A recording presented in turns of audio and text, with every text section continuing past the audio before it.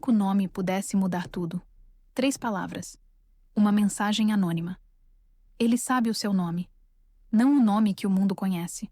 Não o sobrenome que ela carregou por 28 anos. Mas aquele. O nome de solteira. O nome que Clara Montenegro jurou ter enterrado junto com a ingenuidade. E agora, esse nome voltava como um sussurro no escuro, como um eco de um passado que se recusava a ficar para trás. O quarto estava em penumbra. Apenas a luz dourada do abajur acariciava a escrivaninha de carvalho, revelando partículas de poeira dançando no ar como memórias suspensas. Clara segurava o envelope novamente. O papel era espesso, áspero sob as pontas dos dedos. A cera vermelha escura brilhava como sangue antigo. Ela aproximou o rosto. O cheiro subiu forte. Terra molhada, resina de pinho, tempo parado. Um odor que não pertencia ao presente. Pertencia a outro tempo, a outra vida. Ela pegou a lupa de prata. A lente fria tocou a cera. O símbolo se ampliou. Um leão deitado sobre uma balança. O brasão da família. Mas havia algo mais. No canto inferior, quase apagado, 2 letras entrelaçadas. M e S. Clara sentiu o coração acelerar. O som dos próprios batimentos ecoou nos ouvidos, um tambor distante. Sofia Montenegro. Sua mãe. A memória veio em ondas sensoriais. O cheiro antisséptico do hospital, misturado ao doce enjoativo de flores murchas. A textura gelada da mão materna entre as suas. O bip constante do monitor que, de repente, silenciou. Clara fechou os olhos. Respirou fundo. O ar entrou gelado, trazendo clareza. Clara! A voz de Elias surgiu no telefone como se ele estivesse no mesmo cômodo.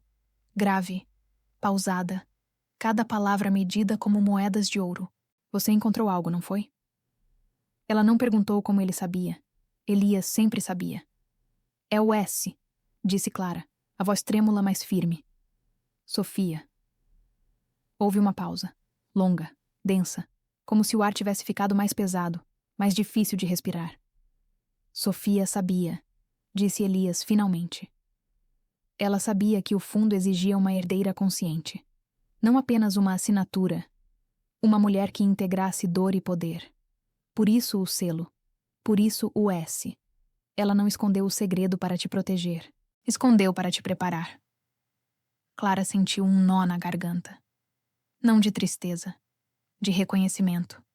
Como uma peça de quebra-cabeça que finalmente encaixa, com um clique suave, satisfatório. Enquanto isso, em outro lado da cidade, Gabriel fechava a porta do escritório. O terno cinza-chumbo ainda impecável, mas os ombros levemente curvados, como se carregassem um peso invisível. Ele afrouxou a gravata. O nó de seda deslizou com um som suave, quase íntimo. O perfume amadeirado, sândalo, vetiver, couro, ainda envolvia o ambiente, mas agora misturado a um odor metálico. Tensão, adrenalina, medo disfarçado de controle. Ele pegou o celular. A tela brilhou fria na penumbra. Digitou um nome. Isabella Vance. Isabella atendeu no primeiro toque. A voz dela era suave, melódica, com um leve sotaque que arranhava as consoantes de forma elegante. Gabriel. Apenas o nome.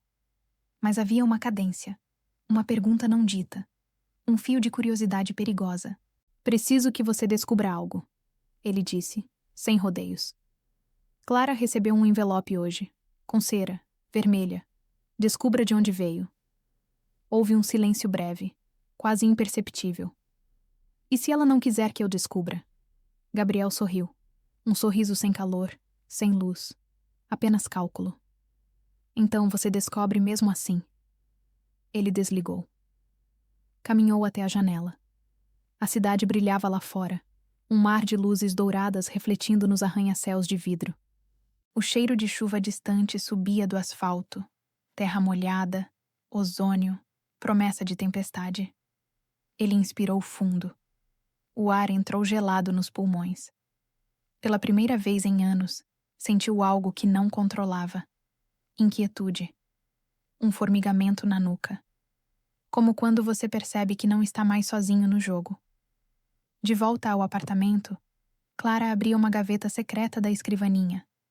O mecanismo de madeira rangeu baixo, um som antigo, familiar. Dentro, uma caixa de veludo azul desbotado. Ela abriu. O cheiro de naftalina e rosas secas escapou. Doce e amargo ao mesmo tempo, como memórias que doem e acolhem. Dentro, cartas, amarelecidas pelo tempo. A caligrafia da mãe, elegante, firme. Clara pegou uma. O papel era fino, quase translúcido, frágil como uma promessa antiga. A tinta marrom desbotada, mas legível. Como segredos que o tempo não apaga, apenas suaviza.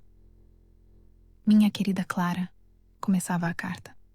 Se você está lendo isso, é porque o tempo chegou. Não tema o nome que carrega. Ele não é uma corrente, é uma chave. O fundo não é sobre dinheiro, é sobre escolha. Escolher ver, escolher agir, escolher ser. Clara leu em voz baixa. A própria voz ecoou no quarto silencioso, suave, mas firme. Um som novo. Uma versão dela que ainda estava nascendo. Elias apareceu pessoalmente 1 hora depois. O som da campainha foi discreto. 2 toques curtos, como um código. Clara abriu a porta. Ele estava lá. Casaco de lã cinza, cachecol de seda preta. O cheiro dele era diferente. Tabaco suave, livros antigos, café forte. Uma mistura que falava de sabedoria, de noites em claro, de verdades difíceis. Ele entrou sem pressa. Os passos eram silenciosos no tapete persa, um deslizar quase sobrenatural. Ele olhou para a carta na mão de Clara. Leia em voz alta. Clara leu.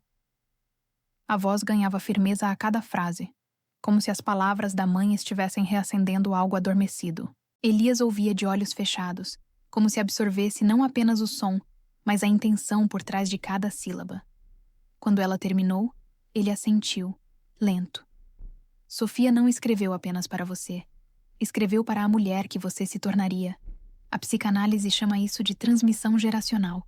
Não herdamos apenas traumas, herdamos também recursos, força, clareza. O S no selo não é só uma inicial, é um espelho. Clara olhou para a própria mão. A carta tremia levemente. Não de medo, de emoção contida, como um rio prestes a transbordar. E agora? Perguntou. Elias pegou a carta com cuidado, como quem manuseia uma relíquia. Virou-a contra a luz do abajur. Agora, disse ele, a voz baixa, quase um sussurro. Você procura o que está escondido entre as linhas. Ele apontou para uma mancha discreta no canto, quase invisível. Isso não é um defeito. É tinta invisível. Calor revela. Clara acendeu um fósforo. A chama dançou, azul na base, amarela nas pontas, hipnótica. O cheiro de enxofre subiu breve, pungente, químico. Ela aproximou a chama do papel, com cuidado, como quem desperta um segredo adormecido. A mancha começou a mudar. Letras surgiram, douradas, quase mágicas, brilhando como promessas antigas. Cofre 14. Chave. A verdade que você teme contar a si mesma. Clara apagou o fósforo. A fumaça subiu em espiral, dançando no ar, dissolvendo-se como dúvidas que finalmente se desfazem. Dante chegou nesse momento. O som dos passos dele no corredor era firme, seguro, reconfortante. Ele trazia uma pasta nova de couro envelhecido. Consegui o registro do cartório de 1998, disse, a voz calma, ancorando o momento. O fundo tem uma cláusula oculta. Só pode ser acionado se a herdeira provar que integrou sombra e luz. Clara olhou para Elias. O que isso significa? Ele sorriu levemente, um gesto raro, precioso. Significa que você já começou. Enquanto os 3 planejavam, Isabela entrava em um elevador privativo. O espelho refletia seu rosto impecável, maquiagem perfeita, cabelo alinhado, mas os olhos estavam tensos, revelando a tempestade por trás da fachada.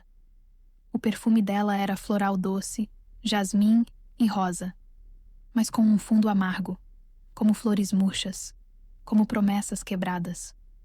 Ela digitou uma mensagem no celular. Encontrei algo, mas não é o que você pensa. Enviou. Para Gabriel? Para Clara? Para ninguém? O elevador parou com um suave solavanco. As portas se abriram com um suspiro hidráulico. Silêncio. E então, passos. De volta ao apartamento, Clara guardou as cartas. O som do veludo fechando foi suave, definitivo, como um ponto final que na verdade é um novo começo. Ela olhou pela janela. A lua estava cheia, prateada, refletindo no vidro como um espelho celestial. O céu tinha um tom azul profundo, quase negro, salpicado de estrelas distantes. O ar da noite entrou fresco, trazendo cheiro de terra molhada, flores noturnas, possibilidades. Clara respirou fundo. Sentiu o peito expandir. Pela primeira vez, sem peso, sem medo, apenas clareza. Vingança elegante, disse Elias, como se lesse seus pensamentos, a voz grave ecoando no quarto silencioso. Não é sobre destruir o outro, é sobre reconstruir a si mesma. Gabriel vai tentar te desestabilizar. Vai usar o que conhece, sua dúvida, seu silêncio, sua história. Mas agora você tem algo que ele não tem: clareza. E clareza, Clara, é a forma mais silenciosa de poder. É o que separa quem reage de quem age, quem sofre de quem transforma. Clara assentiu. Pegou a bolsa. O couro era macio, gasto nos cantos, testemunha de jornadas anteriores. O fecho fez um clique suave, metálico, decisivo. Estou pronta, disse. Não foi uma declaração. Não foi um desejo. Foi um fato. Uma verdade que nascia do peito e se tornava palavra. Dante sorriu. Um sorriso raro, mas verdadeiro, que alcançou os olhos. Elias apenas assentiu, um gesto de reconhecimento profundo. Os três saíram. O som dos passos no corredor ecoou em uníssono. Firme, decidido. Como uma batida de coração coletivo. Como o início de algo inevitável. Se você chegou agora e sentiu que essa história fala com você, sobre nomes que carregamos, segredos que nos moldam, ou a coragem de recomeçar depois dos 50, você está no lugar certo. Em Segredos Sussurrados, cada episódio é uma peça de um quebra-cabeça sobre autoconhecimento, finanças conscientes e a força silenciosa da maturidade feminina. Inscreva-se. Ative o sino. O próximo episódio se chama O Cofre Invisível. E lá, a chave finalmente encontra a fechadura. A verdade que Clara teme contar a si mesma? Você vai descobrir. Até a próxima. E lembre-se, a verdade não espera. Ela cobra, mas também liberta.